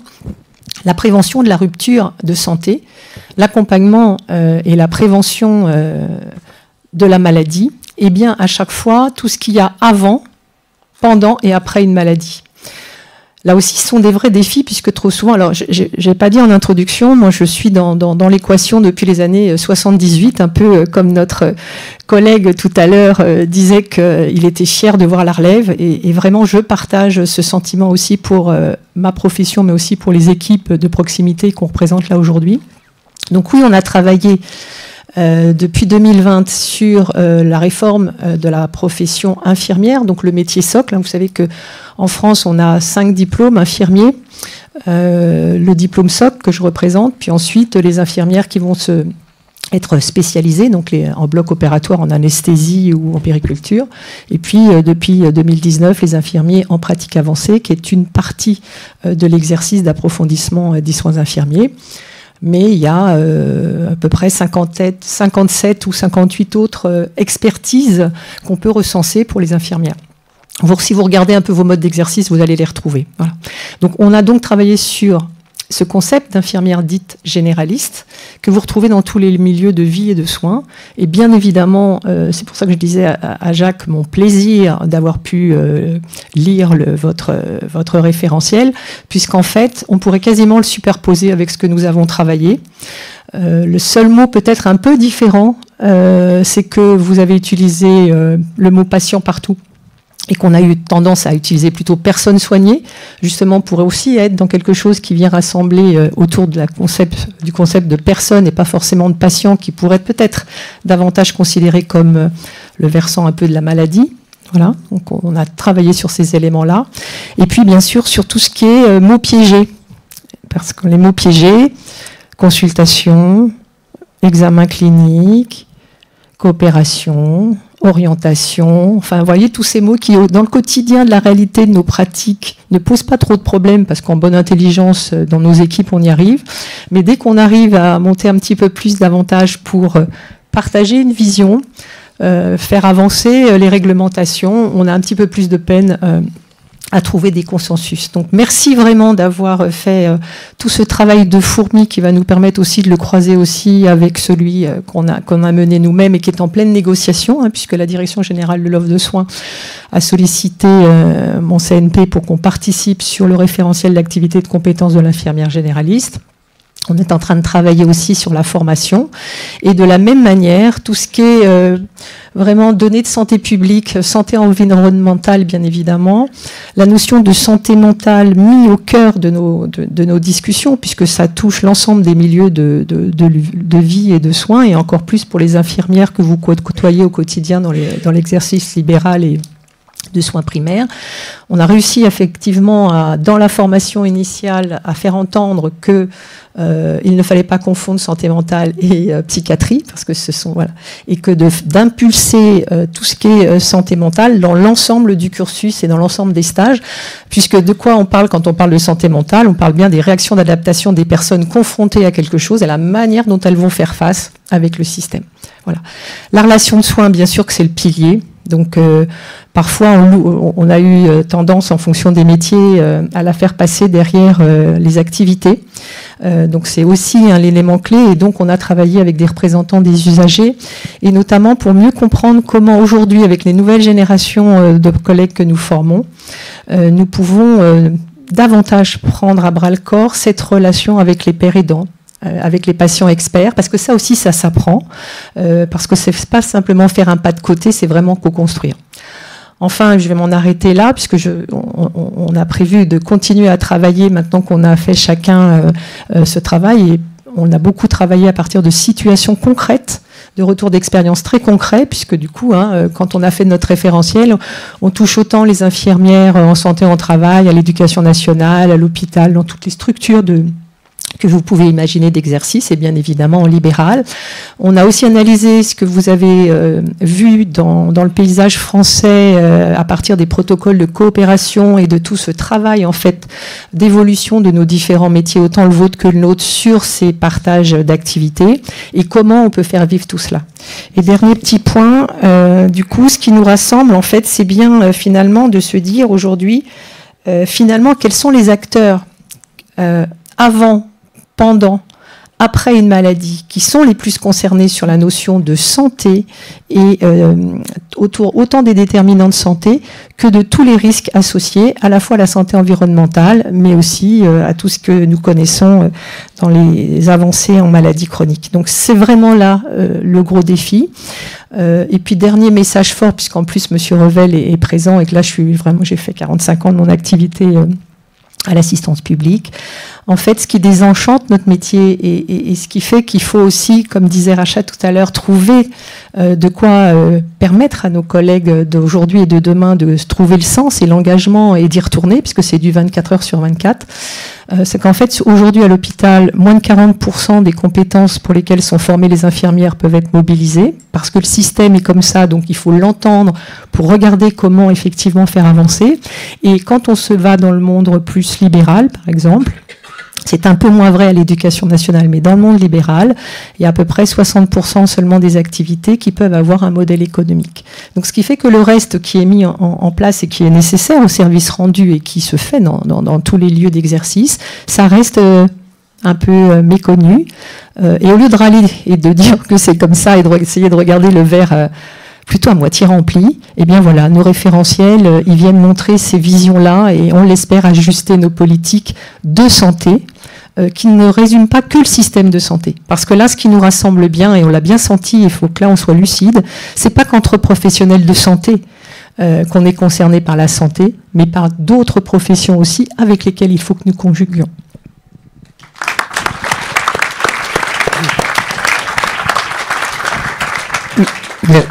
Merci. En tout cas, je suis persuadé effectivement que la coopération entre médecins généralistes et infirmières, elle est au cœur des soins primaires et des prises en soins efficaces. Et on doit aller certainement plus loin et on doit travailler. Et bon, ça sera la dernière question tout à l'heure à la fin de cette table ronde. Mais bien sûr, les perspectives de travail, c'est des perspectives de travail en commun, notamment sur cette réflexion avec la profession infirmière.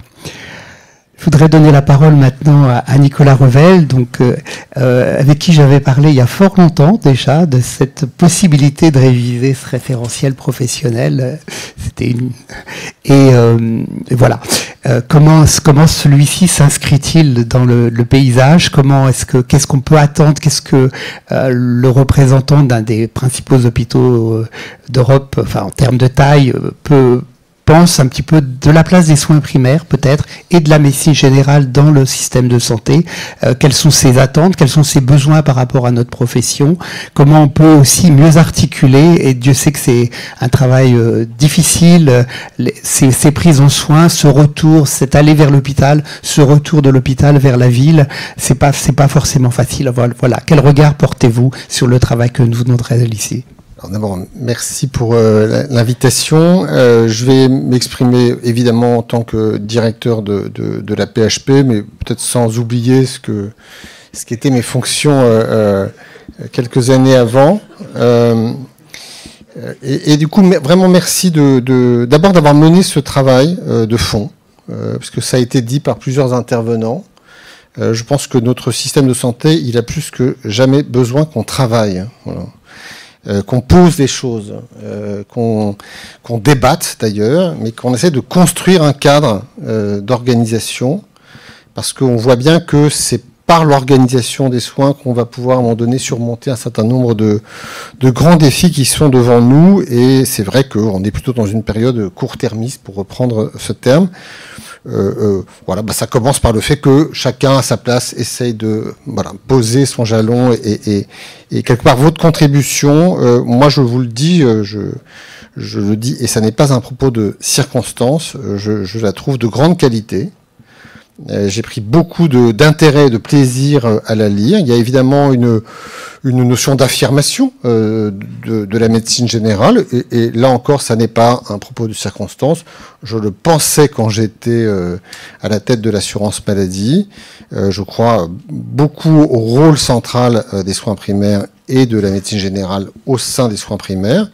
Et je le pense toujours à la tête d'une institution qui n'est pas le temple de la médecine générale, puisque c'est plutôt quand même ce qui se fait de mieux dans le développement des autres spécialités médicales et chirurgicales. Et j'ai vraiment eu plaisir à retrouver des valeurs finalement, au-delà des principes, au-delà de comment vous voyez votre métier. J'ai vu des valeurs sur l'accessibilité, qui me paraît être au sens territorial et financier du terme, une notion très importante. La notion de prévention, sur laquelle je reviendrai dans toute sa déclinaison primaire, secondaire, tertiaire, quaternaire.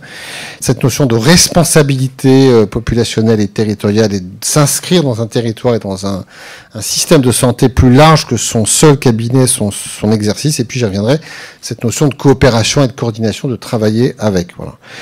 Il y a trois convictions, après j'aurai des petits points d'attention, mais trois convictions que moi je partage avec vous. Cette idée, d'abord, c'est l'importance des soins primaires, ne serait-ce qu'en termes d'organisation du parcours. Moi, je n'ai jamais été un théoricien il n'y a plus de parcours, les patients font ce qu'ils veulent et tapent à toutes les portes des différentes spécialités médicales et chirurgicales. Je pense que ce serait une orientation délétère en termes de prise en charge et de désorganisation des choses. Donc et en tant que patron d'un grand hôpital, je veux dire, je sais que mes médecins, enfin les médecins de la PHP, je dirais, sont globalement attachés à ce que l'entrée dans le système se fasse par l'intermédiaire d'un médecin qui adresse un patient, plutôt que par des patients qui envoient des mails en disant merci de me recevoir en consultation. Voilà, le parcours est un point, à mes yeux, extrêmement important. Le deuxième élément sur lequel je souhaite insister, c'est cette notion de prévention, qui, je crois, définit totalement le rôle du médecin traitant. Et je vais m'y arrêter une seconde pour vraiment partager avec vous cette conviction de ce que le système de santé français ne se sauvera que par la prévention. C'est vrai que le mot prévention est un mot valise, un mot qu'on en parle beaucoup, mais quand on regarde 2 secondes quand même ce qu'est à la fois le mur démographique et épidémiologique qui est devant nous, de ce que les contraintes économiques, le niveau de l'ONDAM auquel on peut s'attendre dans les temps à venir, qui est un ONDAM qui va se situer, je sais pas, entre 2,5 et 3% de plus chaque année, etc. Tout ceci nous ramène à une équation où on voit que pour assurer la soutenabilité de notre système de santé, soutenabilité, accessibilité, on voit bien que la tentation qui est celui du régulateur, du financeur, qui est d'essayer de tenir la dépense, soit par le niveau des remboursements, soit par la modération des prix et des tarifs, avec tous les impacts que ces deux leviers peuvent avoir sur l'accès aux soins et sur les conditions d'exercice, alors même que le but du jeu, c'est d'avoir de l'accès aux soins et des professionnels de santé qui ont les moyens de travailler, sont deux leviers qui se réinvitent dans le débat, alors même qu'on en mesure, on les a mesurés, et on peut les mesurer à nouveau, toutes les limites. Et donc, quand on regarde, qu'est-ce qui nous reste? Parce qu'il faut bien, on n'aura pas un Ondam qui va galoper à 4 ou 5% par an, ce qui est la tendance naturelle de la dépense. Parce qu'on n'aura pas de recettes qui progresseront à 4 ou 5% par an. Et quand vous avez un écart entre vos recettes et vos dépenses, vous avez un déficit. Et quand vous avez un déficit, c'est-à-dire que les dépenses de santé des grands-parents sont payées par les petits-enfants, c'est de la dette, ou vous déremboursez, etc. Et donc, il y a une impérieuse nécessité que le système de santé français passe des mots aux actes et investisse, mais pour de vrai, la prévention primaire. Il y a un sujet sur le tabac en France. La consommation de tabac ne baisse plus en France depuis 5 ans. Et la consommation de tabac des femmes égale celle des hommes. Et on est probablement un des rares pays à le faire. Les dépistages aujourd'hui, sur beaucoup de grandes maladies, notamment le cancer, sont en deçà des moyennes européennes. Et je pense que sur la prévention tertiaire, qui est quand même l'énorme sujet, 25 millions de patients chroniques, 66% de la dépense, et tout ce qui arrive devant nous, il y a là un champ d'action sur comment on suit nos patients chroniques. On les soigne quand ils sont dans vos cabinets ou dans nos services. Mais tout l'enjeu, c'est la stabilisation du malade dans la durée. Et donc ce sujet-là, ce défi-là, qui est un défi, j'y reviendrai, qui est au cœur de la mission des soins primaires, mais aussi un peu, j'y reviendrai, de l'hôpital ou de l'expertise de certaines spécialités d'organes, je crois, est véritablement un enjeu absolument cœur. Et donc, j'ai retrouvé ça dans votre référentiel, je pense que c'est important. Proximité de la même manière, je pense que les soins primaires sont par définition des soins dont la notion même est d'être en proximité. Je pense que les autres spécialités médicales et chirurgicales, qui ont une tendance à se concentrer toujours davantage, pour des raisons de choix de lieu d'exercice, de ce que, dans beaucoup de spécialités, maintenant, ça n'est plus que du secteur 2, et donc le secteur 2, ça ne s'exerce pas n'importe où, pardon, mais c'est ça la vérité. Et troisièmement, par le fait qu'il y a aussi une concentration des plateaux techniques qui fait. N'échappera pas non plus à la question de savoir comment on rétablit de la proximité. Moi, je ne crois pas à la régulation d'exercice, CF, PPL, Garot, parce que je pense que ce n'est pas la bonne manière de le prendre. Mais en revanche, avoir une réflexion sur une organisation des consultations avancées dans les territoires où on a des besoins, et pour le coup, ce n'est pas la même rupture de contrat de dire ton exercice principal se fera à tel endroit parce qu'on l'a décidé, ou un jour par mois, on souhaite que tu puisses être présent dans un lieu d'exercice où il y a un plateau pour pouvoir... C'est autre chose. Mais ça, cette proximité, je pense qu'elle sera importante. 4 points d'attention que j'ai retrouvés dans votre référentiel, donc ce ne sont pas des critiques, mais je veux juste y insister. Et là, je pense qu'on sera tous d'accord. Le cœur de la médecine générale, c'est quand même le médecin traitant. Voilà. Et on voit bien quand même, moi j'étais, pour ceux qui s'en souviennent, j'étais dans mes responsabilités à la CNAM au début de la montée de la majo de 15 € sur les soins non programmés. Jacques Battistoni pourra en porter témoignage. Je me suis toujours opposé à ce truc-là. Et d'ailleurs, je n'ai pas toujours été applaudi dans tous les congrès syndicaux, voilà, en disant, les amis, une consultation non programmée en 6 minutes 30 pour un malade que vous ne reverrez pas, valorisé à l'époque 25 plus 15, 40 €, quand la consultation du malade chronique qui ne va pas bien avec des problèmes psy, qui va vous prendre une demi-heure, 45 minutes est à 25, j'ai un problème. Voilà. Et donc, on voit d'ailleurs que malheureusement, on a du mal à ramener la rivière dans son lit. Bon, voilà. Donc ça, c'est le premier élément. Deuxième élément, et vraiment, j'ai été heureux de voir dans votre référentiel cette notion d'accessibilité financière. J'ai des souvenirs d'échanges nombreux, longs et pénibles avec certains syndicats qui, au nom de la médecine, pour la médecine générale, défendaient l'accès au secteur 2. Je pense que si on franchit, parce qu'on l'a fait pour des autres spécialités, ce cap-là, on part dans un autre monde, et j'ai été heureux de voir que ça n'est pas ce que vous défendez. Sur le travail en équipe, on est tous ici, je pense, vous êtes tous convaincus que le travail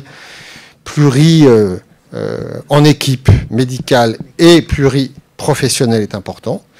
Et je pense que plus que jamais dans les prochains temps, il faudra lui donner de la profondeur. Et oui, en effet, je pense qu'il y aura de plus en plus de choses qui pourront être déléguées ou exercées ou accomplies par d'autres professions de santé dans une articulation très étroite au sein d'une équipe.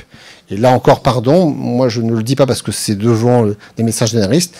Moi, les notions d'accès direct sur la pratique avancée sont des notions qui, pour moi, restent un peu mystérieuses, parce que je pense que tout doit se faire en équipe, dans un cadre de coordination clair et posé. Sinon, d'ailleurs, je pense que ça n'existera pas.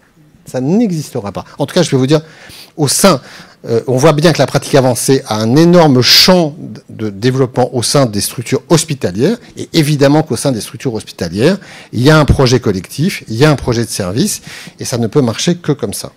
Et enfin, pardon, soins primaires, médecine générale et recours et autres spécialités.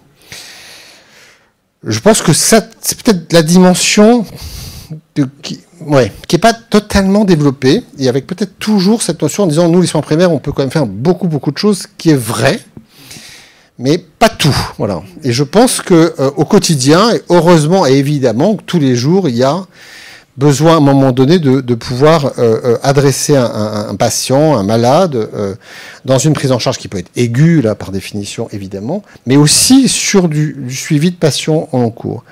Et sur cette notion de suivi, j'y reviens parce que c'est pour moi un vrai sujet d'interrogation. On voit bien que cette question de la prévention tertiaire, du suivi des patients chroniques, sur lequel j'insiste, se situe à mes yeux le plus fort gain avec le dépistage, sur lequel on peut faire progresser par la qualité, l'efficience et la soutenabilité de notre modèle.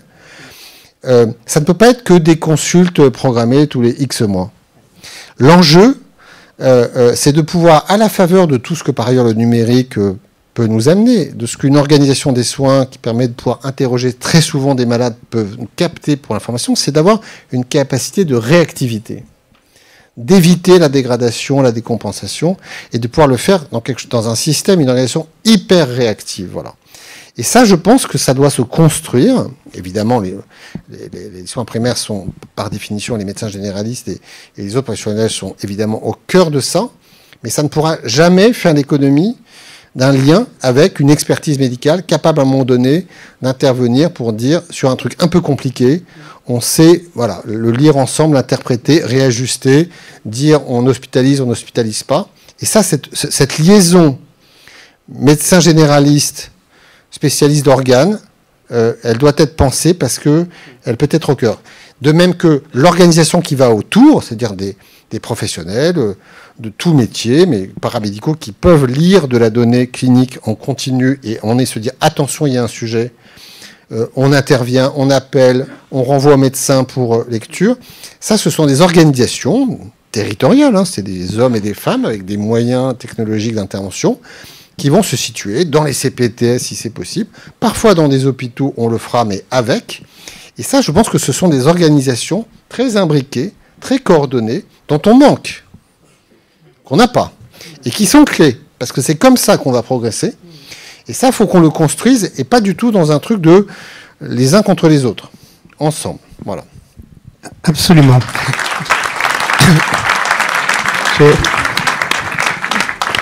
J'ai envie de reprendre une expression que je vous ai souvent entendue, c'est « je prends ce point ».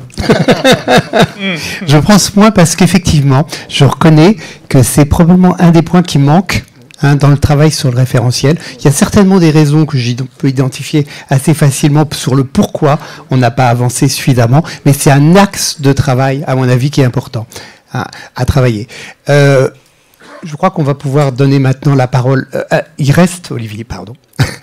Dès qu'on aura donné la parole à Olivier, vous aurez la parole et vous pourrez poser des questions. Et puis après, on gardera un temps. Si Olivier, t'es d'accord, temps, oui, le temps est en rouge, donc voilà. Donc Olivier, je te donne la parole. Évidemment, la question posée pour toi, c'est et maintenant, qu'est-ce qu'on fait en termes de formation? Parce que c'était la dernière dia de nos engagements. Comment on adapte les CO, ce que je te disais tout à l'heure. Et je crois que tu as une réponse un petit peu que tu as préparée pour nous sur ce sujet-là. Donc à toi. Merci beaucoup. Merci à tous pour cette invitation. En propos liminaire, je voulais rappeler que le précédent référentiel métier datait de 2009, donc il a 16 ans, et je le vois pas dans la salle, mais il est là-bas. Voilà, je tiens à remercier Pierre-Louis Druet qui l'avait porté pour le CNGE à l'époque. Merci beaucoup pour le travail qui avait été effectué. Et donc ce référentiel métier était porté par le CNGE et donc par définition parfait. Mais voilà, la langue française est riche et elle s'est même dotée d'un temps qui s'appelle le plus que parfait. Donc je tiens à remercier infiniment les membres du COPIL qui ont réussi à fournir un travail plus que parfait. Plus que parfait parce que difficile. Difficile parce que la médecine générale, c'est aussi beaucoup d'hétérogénéité, de la diversité. Et je me retourne vers Paul pour saluer son esprit visionnaire d'avoir fait intervenir quelqu'un l'an dernier dans ce même congrès qui nous a fait mieux appréhender la question de l'intelligence collective. Je pense qu'on en a eu beaucoup besoin dans le cadre de ce travail-là, et je trouve que c'est quelque chose qui est extrêmement réussi sur le fond, et nous y reviendrons. Et aussi, je vais le dire maintenant que Pierre-Louis est parti, bien plus parfait sur la forme que ce qui avait été réalisé en 2009, où on sentait une forme de militantisme touchant, mais qui n'avait peut-être pas intégré tous les codes de la communication que vous avez su si bien embrasser aujourd'hui. Mais la métaphore filée avec le plus que parfait va s'arrêter là, car ce référentiel, s'il est naturellement pour partie le fruit d'une histoire passée de la médecine générale, il est surtout tourné résolument vers l'avenir. Et j'espère qu'il se conjuguera dès aujourd'hui au présent et demain au futur. Parce que sur le fond, il répond parfaitement à la question finalement la plus importante, qui est celle d'assurer un choix très clair de modèle pour la médecine générale. Et nous avons de manière un peu caricaturale, mais pas tant que ça, deux options. Une option qui voudrait que la médecine générale soit finalement un métier où on répond à la demande aiguë, où on renouvelle des ordonnances lorsqu'il n'y a pas besoin de les retoucher, et à partir du moment où les choses se compliquent un peu, on devient un distributeur de tickets pour des spécialistes qui, eux, sont capables de répondre à des situations plus complexes. La deuxième option, c'est celle d'assumer une prise en charge globale, complexe, de patients qui va de la prévention au suivi des maladies chroniques, du premier recours à l'accompagnement dans les derniers instants de la vie, d'une médecine très humaine et individuelle à une responsabilité collective et populationnelle. Pour se positionner, le groupe de travail a interrogé de nombreux acteurs, des médecins généralistes, ça a été rappelé, mais pas uniquement, d'autres acteurs du soin primaire, des hospitaliers, des institutionnels, des patients, des usagers. Il a fait également appel à une très large littérature scientifique internationale et le document comporte de très nombreuses références bibliographiques. Et tout cela pour affirmer avec force le choix de la deuxième option, celle d'une prise en charge globale des patients dans leur parcours de vie, dans toute la complexité qui peut s'y référer. Et ce choix, pleinement assumé, clarifie et simplifie l'articulation avec les autres acteurs de soins. Non, les IPA, les pharmaciens, les kinés ou d'autres ne sont pas concurrentiels de l'activité des médecins généralistes. Il affirme au contraire la nécessité de coopérer entre acteurs de soins, et seule une approche pluriprofessionnelle peut être opérante dans ce modèle. Pour pouvoir être un chef d'orchestre au service des patients, le médecin généraliste doit être entouré et travailler avec l'ensemble des acteurs de soins qui gravitent autour du patient. Il ne peut pas tout faire tout seul. Et tout cela impacte beaucoup, beaucoup la formation. Et je reviens sur le choix des deux modèles. Pour soigner des rhumes et distribuer des tickets, pas besoin de longues études. Et il ne faut alors pas s'étonner que quelques députés, et par esprit de charité je tairai leur nom, propose en toute sérénité, alors j'avais écrit stupidité, puis j'ai barré, je vous laisse faire votre choix, de supprimer la spécialité de médecine générale pour revenir finalement peu ou prou au système des officiers de santé. Vous savez, ce système où les officiers de santé étaient des sous-médecins magnifiquement immortalisés par Flaubert dans Madame de Bovary. Ce modèle, il nous paraît obsolète et inopérant, et les données scientifiques internationales nous montrent qu'il est également parfaitement inefficient. Mais ce modèle n'est pas encore complètement sorti de l'esprit d'une partie de la population, et les députés ne sont finalement que des représentants du peuple. Et pour les maîtres de stage universitaires ou les étudiants qui sont présents dans cette salle, je suis sûr que vous avez tous en tête un patient qui vous dit « Ah, donc vous êtes étudiant. Ah, les études de médecine, c'est long, c'est combien? C'est 6 ans, c'est ça, pour la médecine générale, et puis après, si vous voulez vous spécialiser, c'est 4 ans de plus. » C'était le modèle des années 60-70, lorsque la médecine générale n'était pas une spécialité et ne disposait pas de référentiel métier. Elle n'était alors finalement définie qu'en creux face aux spécialités d'organes. Or, aujourd'hui, nous avons une spécialité et nous disposons d'un référentiel métier. Et il affirme avec force que c'est le modèle chef d'orchestre qu'il nous faut embrasser. Je préfère le terme de chef d'orchestre à pivot, qui est un peu usité, et comment vous dire ça? À force de pivoter, on tourne parfois en rond. Former un chef d'orchestre, cela nécessite des études approfondies. Et la maquette du DES de médecine générale, vous le savez, a récemment évolué et s'enrichit d'une année. Et même si l'inertie des pouvoirs publics est incompréhensible et l'attente des textes réglementaires devient insoutenable, je peux quand même vous dire 2 mots sur l'évolution attendue de la maquette. Alors rassurez-vous, je ne vais pas vous faire l'affront de vous rappeler tous les pétales de la marguerite. Nous sommes au début du printemps et certains, paraît-il, sont allergiques aux fleurs. Mais je voudrais insister sur 2 points. Un chef d'orchestre doit connaître l'ensemble de ses musiciens. La formation dans le cadre du nouveau DES sera encore plus territoriale, professionnalisante, en mettant l'accent sur la pluriprofessionnalité. Et pas uniquement sur le plan théorique, ça doit se décliner de manière très opératoire et très pratique, notamment dans une journée dédiée aux soins territoriaux. Le deuxième point, c'est qu'en médecine comme en musique, il convient de s'adapter aux outils. Certains sont immuables. Le stéthoscope, le marteau réflexe, l'écoute sont nos pianos, nos guitares et nos voix. Mais nous devons également impérativement intégrer les évolutions technologiques à venir. L'intelligence artificielle va bouleverser le soin, et nous devons anticiper, la recherche, et il nous faut travailler en ce sens, travailler sur des entrepôts de données, et je rappelle évidemment l'enjeu de P4DP dans ce cadre-là, mais l'IA va aussi fortement impacter l'enseignement, et nous devons nous y préparer, et nous sommes en train de l'anticiper. Alors je pourrais vous parler pendant des heures de cette nouvelle maquette, mais je vois le petit tableau avec marqué temps qui clignote de plus en plus, et je m'étais engagé à 5 minutes, donc ce que je vous propose c'est de ne pas déborder, afin que nous puissions échanger dans le cadre de questions, et par ailleurs, je tiens à saluer le travail extraordinaire du conseil d'organisation, du comité d'organisation et du comité scientifique de ce congrès, parce que dans cette même salle, à 14h30, si je ne dis pas de bêtises, une session sera dédiée à la 4e année de médecine générale. Donc si on n'arrive pas à tout traiter, je vous renvoie avec quelques-uns des orateurs de cette session à la session dédiée à la 4e année de médecine générale. Et je vous remercie beaucoup.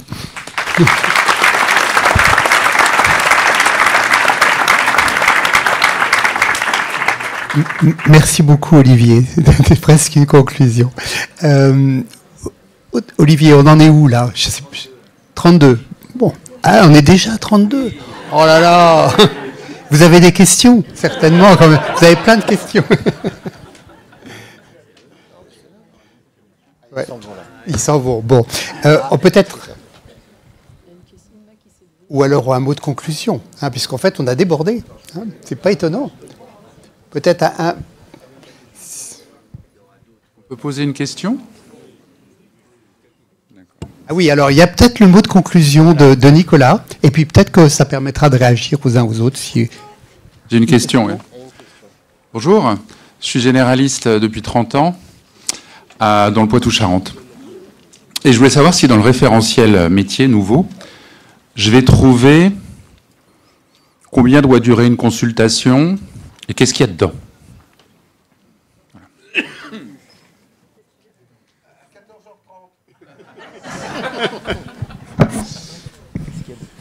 Je suis normand, je vais faire une réponse de normand. Oui et non. Oui, bien sûr, et non à la fois, parce que bon, c'est indescriptible une consultation de médecine générale. Mais en même temps, essayer d'approcher son contenu, c'est évidemment ce qu'on a essayé de faire dans le chapitre sur la relation. C'est assez bien décrit. Dans le chapitre sur la santé mentale, c'est bien décrit aussi, et c'est tellement multiple. Je ne sais pas si je réponds à la question. C'est une question de fond. Alors, si je peux me permettre, la réponse, oui, c'est non. Il n'y a pas une déclinaison d'une durée de consultation, d'une liste de tâches à accomplir, à cocher, une checklist. Voilà. Pourquoi? Parce que c'est pas un référentiel de standardisation. Hein. Et la médecine générale, il n'y a pas de patient standard et il n'y a pas de médecin standard. Voilà. Donc il est là plus pour décrire, pour orienter, pour dire ce qui fait le socle commun, mais pas pour faire une médecine. C'est pas un outil pour faire une médecine générale technique. Qui justement, c'est pour dire qu'il y a d'autres choses que simplement dérouler des recettes. Sinon, on fait de la médecine thermonique, quoi. Hein. Oui, je pense que c'est un atout hein, quand même, Paul, et la main que vous avez aussi sur ces productions. Je tiens moi à saluer la direction générale de l'offre de soins qui vraiment a été extrêmement active à nos côtés pour le référentiel d'activité de compétences infirmiers. Mais effectivement, on est dans un cadre un petit peu différent puisque derrière, nous avons systématiquement un arrêté qui décrit à la fois les activités, à la fois les compétences et à la fois la formation. Donc je le dis parce que c'est à la fois prescriptif, mais aussi il faut que ça reste suffisamment large. Et dans tout le travail de fond qu'on a pu mener et qui est devant nous aussi à croiser, justement pour qu'on ait à peu près les mêmes visions, puisque je pense que les valeurs et les ambitions, on les partage, mais après il y a des irritants sur des mots, comme vient de le dire le médecin généraliste là, qui s'est assis là-bas. La consultation, elle a besoin aussi d'être expliquée, parce que quand on voit tous les irritants que la consultation infirmière agite en ce moment, on a un peu de peine à comprendre d'où ça vient, et si on ne se parle pas pour se raconter comment ça s'emboîte avec le reste, on reste avec quelque chose qui est davantage une perte de chance pour les principaux intéressés que sont les personnes soignées. Donc oui, il y a des manières de faire, et là où pour une fois, je te rejoins pas tout à fait, c'est qu'il faut quand même à des moments donnés avoir des guidelines, pas pour nous enfermer, mais plutôt pour rendre aussi visibles les articulations entre nos différents métiers, et plus particulièrement pour pouvoir trouver des organisations. Donc voilà, faut regarder comment ça s'articule. Sur un plan d'organisation, peut-être une dernière question, puis après la réponse de Nicolas Sen à en quoi le référentiel peut être un outil de changement, un levier pour faire, quelle piste, un peu, c'était la question conclusive que j'avais proposée aux différents participants, ça sera peut-être votre mot. Donc on passe à la question, puis après je vous redonne la parole à chacun de vous cinq pour dire, et maintenant on fait quoi? En fait, c'est ça. Qu'est-ce qu'on en fait? Donc une question. Je suis Caroline Di Lorenzo, je suis médecin généraliste installée à Bordeaux. C'est pas une question, c'est une remarque. Déjà, merci pour ce travail que j'ai eu l'honneur de lire en avant-première. Et je l'ai trouvé vraiment exceptionnel. Et je me suis dit qu'il serait peut-être à intégrer dans les welcome packs des futurs ministres de la Santé. Merci beaucoup. Donc, un peu comme vous voulez, dans l'ordre que vous voulez, un mot de conclusion. Nicolas d'abord. Oui, j'oublie tout. Alors, en ce qui concerne le référentiel qu'a élaboré le Collège de médecine générale, je trouve que c'est un document qui est très riche et qui est très important, en fait, pour donner des grandes lignes d'évolution possible de médecine générale. Comme il est dit dans le document, il n'y a pas un modèle pour l'avenir, mais il y a une pluralité de modèles d'organisation des soins qui sont en train d'émerger. Et là, je pense qu'il y a un certain nombre de pistes qui sont intéressantes à suivre. Moi, j'en retiendrai 3. Qui sont un peu liés finalement à ce document et qui peuvent potentiellement concerner tous les médecins généralistes, c'est-à-dire d'abord c'est le rôle politique du médecin généraliste, au sens très large, c'est-à-dire le médecin généraliste comme force de proposition de nouveaux modèles de soins, d'organisation du système de santé, de la place de la médecine générale dans ce système de santé. Donc ce rôle politique, je pense qu'il est important à prendre, tout en restant dans sa posture de médecin généraliste scientifique, mais avec la volonté d'aborder vraiment le système de santé sous un angle plutôt positif. Le deuxième aspect que je relèverai, c'est la question de l'approche interprofessionnelle qui est aussi mentionnée dans ce document. Et là, je pense que le fait de changer d'unité, de plus centrer uniquement les soins primaires sur le médecin généraliste, mais de le considérer comme unité de soins primaires, d'équipe interprofessionnelle, et un changement d'échelle qui serait extrêmement intéressant et qui, peut-être un peu paradoxalement, mais je le pense, va amener un renforcement du rôle et du sens du métier des médecins généralistes. Donc créer des équipes interprofessionnelles va de pair avec aussi repenser les modèles de financement, les modalités de financement de ces modèles, où on doit aussi la diversifier des approches financières. Être seulement dans du paiement à l'acte ne va pas suffire pour permettre de renforcer ces soins de première ligne.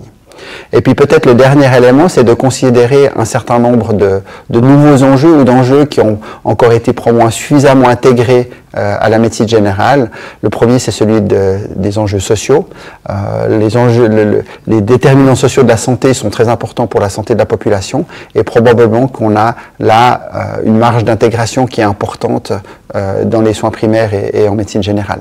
Puis le deuxième, c'est le volet environnemental. C'est des questions de durabilité à prendre en compte non seulement pour le fonctionnement de la médecine générale, mais aussi par rapport aux nouveaux enjeux environnementaux.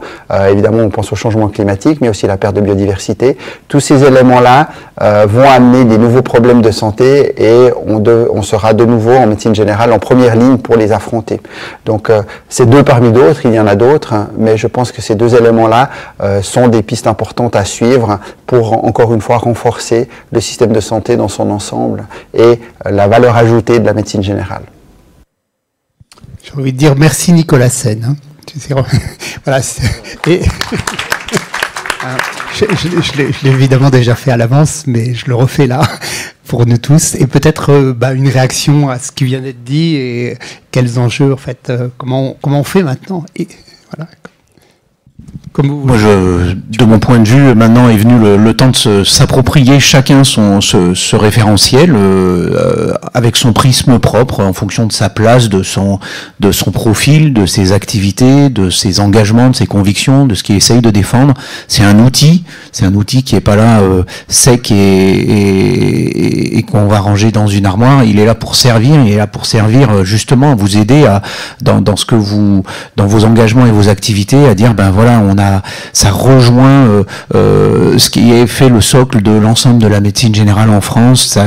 Ça rejoint la croisée des regards, et c'est quelque chose qui vient vraiment soutenir et renforcer vos actions, vos activités. Je pense que c'est vraiment utilisez-le après avoir pris le temps de vous l'approprier. Et je vous encourage, là, ce qui a été distribué, donc vu les délais impartis, c'est juste la version, la petite synthèse qui a été voilà. J'ai pas vérifié si le QR code derrière il fonctionne, voilà.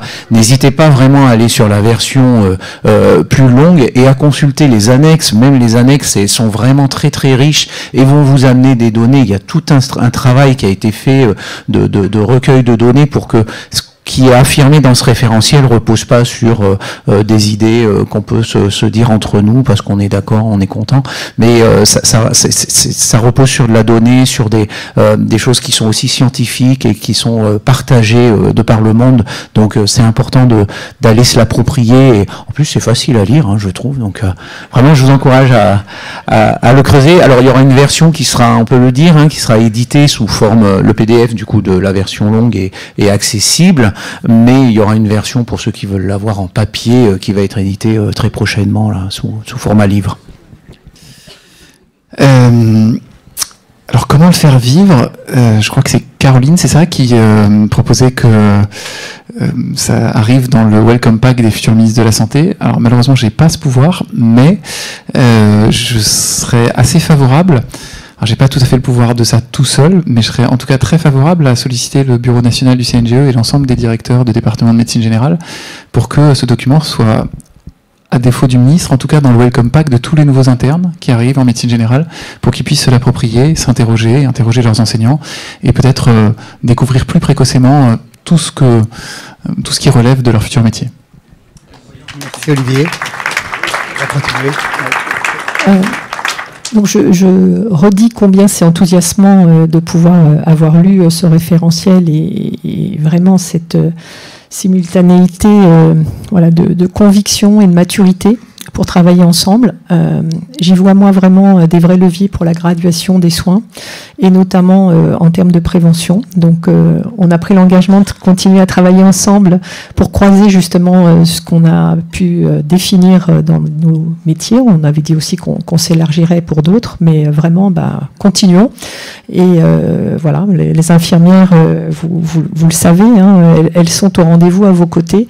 Je tiens aussi à dire, puisque j'ai le micro, que l'évolution de notre profession infirmière, elle n'est pas là pour répondre à défaut ou pour remplacer, mais bien parce qu'il y a des besoins de santé à couvrir, et que plus on va se le dire, peut-être moins on aura d'irritants et d'avoir l'impression qu'on a des chefs d'orchestre avec des musiciens, et on ne sait pas toujours très bien qui en fait est le chef d'orchestre et qui est le musicien.